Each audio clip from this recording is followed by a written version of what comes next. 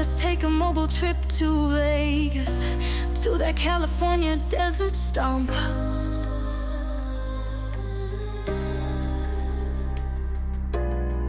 People must have come from Alaska. Perang di Gaza mungkin mulai mereda, tapi Gaza belum benar-benar aman.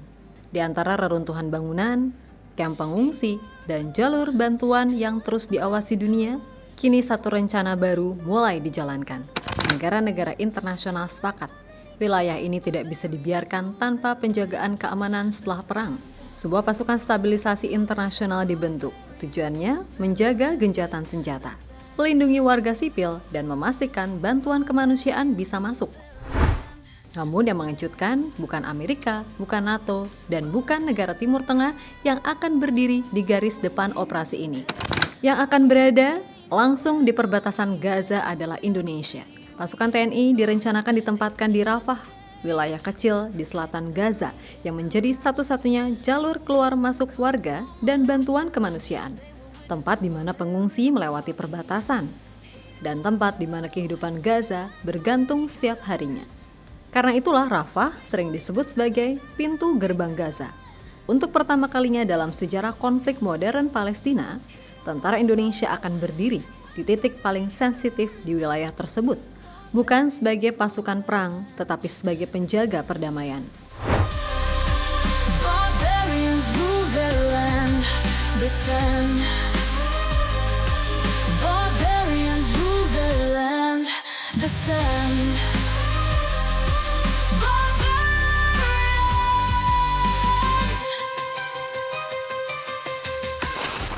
Rencana penempatan TNI di Gaza tidak muncul tiba-tiba.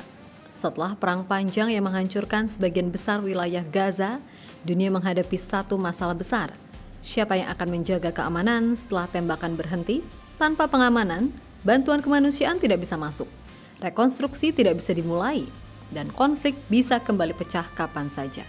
Karena itu, dibentuklah sebuah badan internasional bernama Board of Peace. Dari sinilah lahir pasukan baru yang disebut International Stabilization Force atau ISF. Pasukan yang bertugas menstabilkan Gaza pasca perang, mengawal distribusi bantuan, serta memastikan warga sipil dapat hidup dengan aman. Dalam pertemuan perdananya di Washington, Komandan ISF, Mayor Jenderal Jasper Jeffers, mengumumkan sesuatu yang langsung menjadi sorotan banyak negara.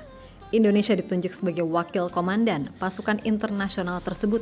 Artinya Indonesia bukan sekedar mengirim tentara seperti negara lain. Indonesia ikut memimpin operasi stabilisasi di Gaza. Presiden Prabowo Subianto bahkan menyatakan kesiapan mengirim sekitar 5 hingga 8.000 personel TNI sebagai bagian dari misi tersebut. Beberapa negara lain seperti Maroko, Kazakhstan, Kosovo, dan Albania juga ikut bergabung.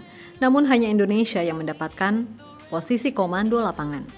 Dengan keputusan itu, posisi Indonesia berubah, bukan lagi sekedar pendukung diplomasi Palestina, tetapi negara yang akan berada langsung di pusat operasi keamanan Gaza.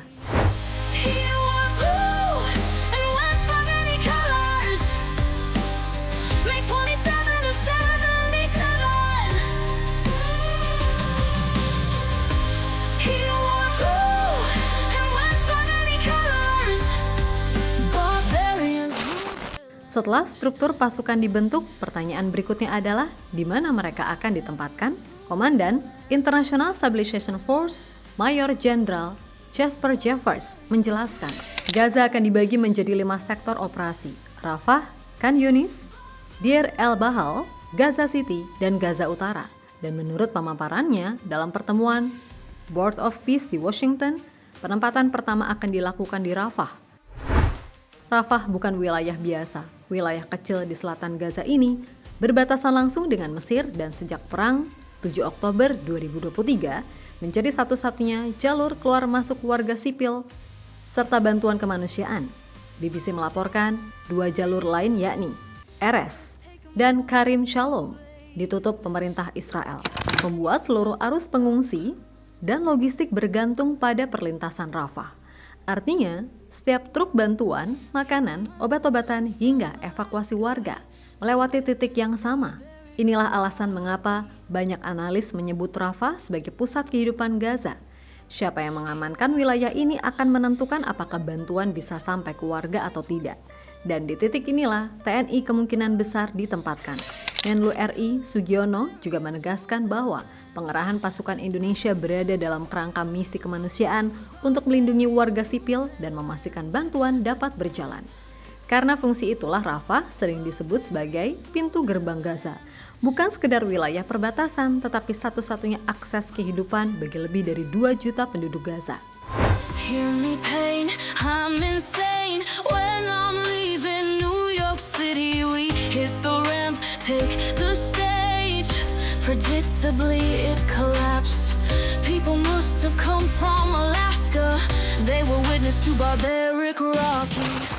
Meskipun disebut misi penjaga perdamaian, tugas pasukan di Gaza tidak sesederhana berdiri menjaga perbatasan. Pemerintah Indonesia menegaskan prajurit TNI yang dikirim tidak akan menjalankan operasi tempur. Menteri Luar Negeri Sugiono menyatakan pasukan Indonesia bertugas melindungi warga sipil dan menjalankan bantuan kemanusiaan, serta hanya diperbolehkan menggunakan senjata untuk membela diri. Hal yang sama juga ditegaskan Kementerian Luar Negeri bahwa Indonesia akan menghentikan partisipasi jika mandat berubah menjadi operasi militer atau CNA. Namun situasi di lapangan jauh lebih kompleks. Menurut laporan BBC News Indonesia, salah satu mandat pasukan stabilisasi internasional adalah membantu mengamankan perbatasan, menjaga koridor bantuan, melatih polisi Palestina, dan dalam skema besar turut mendukung proses demilitarisasi Gaza. Disinilah resiko mulai muncul.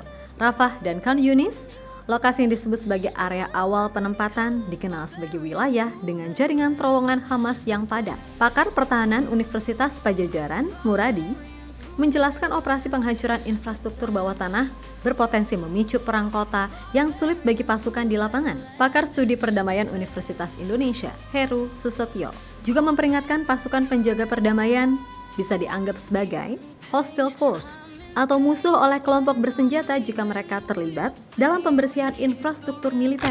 Artinya, meskipun datang sebagai penjaga perdamaian, pasukan berisiko berada di tengah konflik antara Hamas dan militer Israel. Resiko semacam ini bukan teori. Dalam beberapa misi perdamaian sebelumnya, tentara Indonesia pernah menjadi sasaran serangan, termaksud 1 prajurit gugur akibat serangan milisi bersenjata di Kongo tahun 2020 dan 2 prajurit terluka dalam ledakan di Lebanon pada tahun 2024 saat bertugas bersama pasukan PBB. Karena itu misi Gaza sering disebut sebagai operasi kemanusiaan dengan tingkat resiko tinggi, menjaga warga sipil tetapi berada di wilayah yang masih menyimpan potensi pertempuran aktif. Barbarians rule the land, the sand.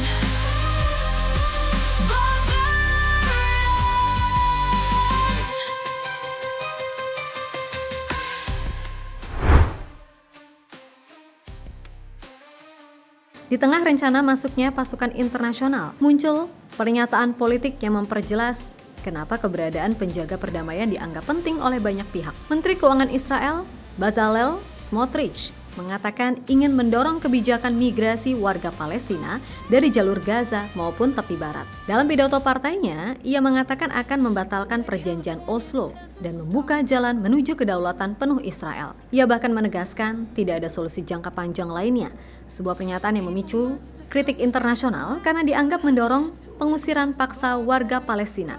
Banyak pengamat menilai gagasan tersebut serupa dengan pembersihan etnis dan dapat menghapus prospek solusi 2 negara.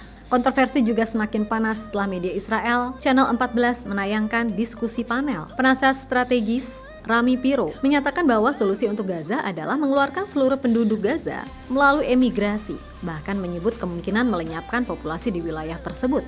Pernyataan itu disetujui oleh rekan panelisnya dalam diskusi yang sama. אני אגיד לך משהו, פתרון עזה זה להוציא את כל העזתים מעזה בדרך של הגירה או בדרך של חיסול כל התושבים. Bersama dengan itu, pemerintah Israel juga menyetujui proposal untuk mendaftarkan sebagian besar wilayah tepi barat sebagai milik negara. Langkah yang mendapat kecaman dari puluhan negara karena dinilai melanggar hukum internasional. Rangkaian pernyataan dan kebijakan inilah yang membuat banyak pihak khawatir situasi pasca perang tidak hanya soal rekonstruksi, tetapi juga menyangkut masa depan warga sipil Palestina.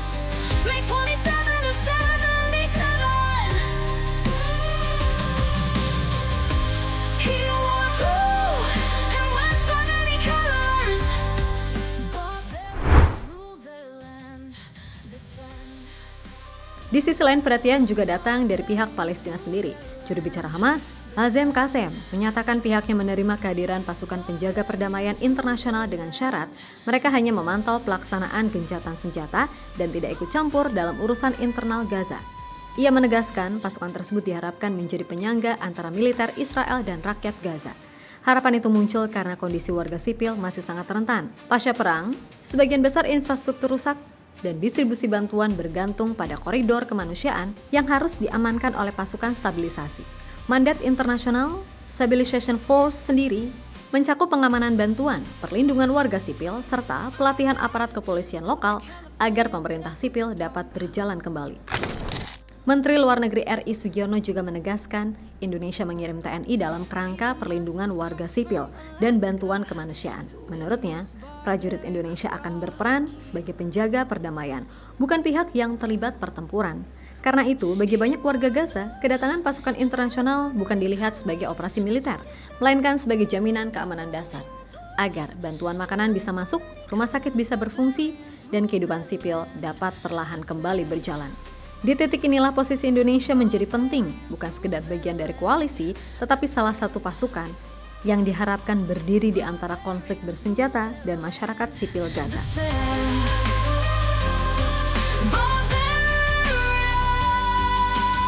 Hear me pain, I'm insane. When I'm leaving New York City, we hit the ramp, take the stage.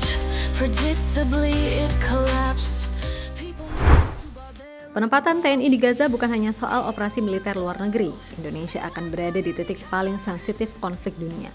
Di antara militer Israel, kelompok bersenjata, dan jutaan warga sipil yang mencoba bertahan hidup. Misi ini bukan untuk berperang, melainkan menjaga agar perang tidak kembali terjadi.